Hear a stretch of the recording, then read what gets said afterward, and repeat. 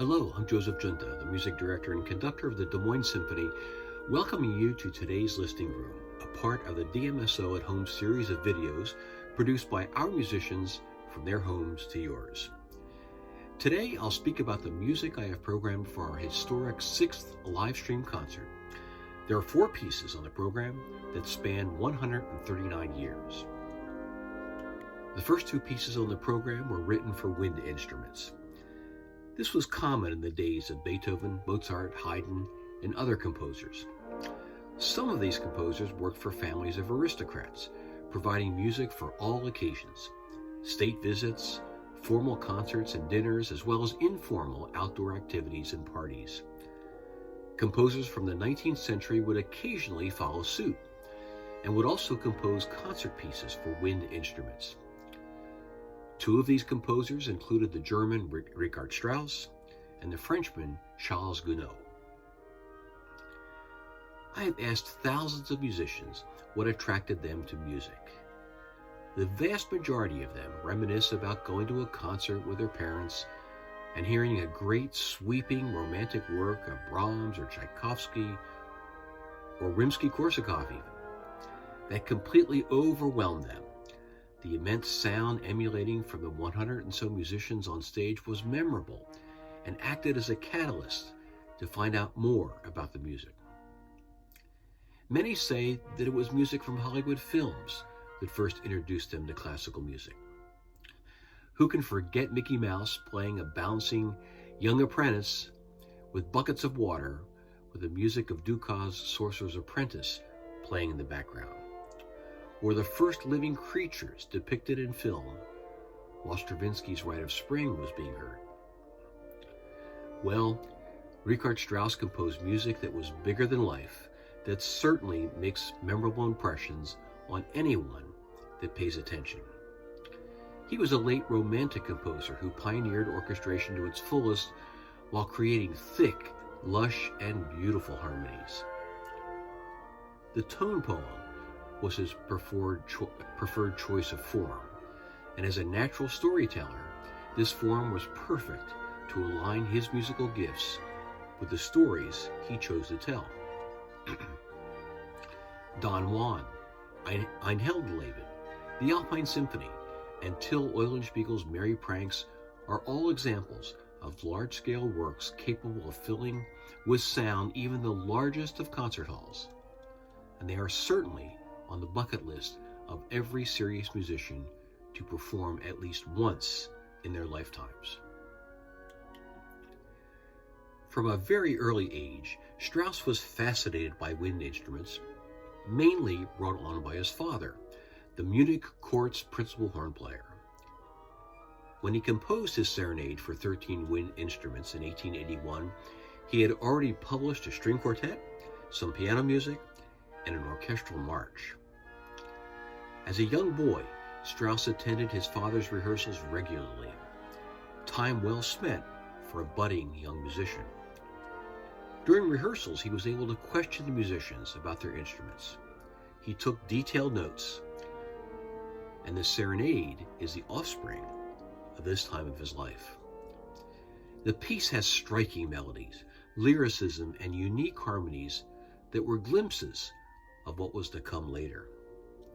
The work is short, delightful, and charming, and the perfect way to begin our program. 4 years later in Paris, Charles Gounod composed his Petite Symphony for 9 wind instruments. Having received the best music education at the Paris Conservatory, he won the Prix de Rome for composition and moved to Italy for a while, but was bored with the conservative cultural trends and the fervent religious environment, and so he moved back to Paris for the remainder of his life. Gounod is not remembered as a symphonic composer, although he did write 2 fine symphonies. He's best known for his 2 operas, Faust and Romeo and Juliet, and great operas they are. At the request of a friend, Gounod wrote his Petite Symphony for Winds for the Society of Chamber Music for Winds in Paris. This was an excellent group of musicians that were dedicated to elevate the status of wind instruments at the time and expand the music written for them. Gounod's piece was received with great enthusiasm by the musicians and the audience alike, and it is still one of the most played wind pieces all around the world.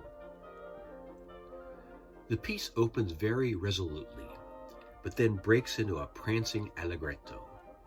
This is happy and delightful music. The scherzo is Mendelssohn-like, with folk music and lilting dancing melodies, and the finale is virtuosic, very fast, and completely takes you on a ride that you just don't want to end. Mozart wrote 41 symphonies. The latter ones, 39, 40, and 41, are considered to be among his greatest achievements, right alongside his later piano concertos and his operas Marriage of Figaro and Magic Flute.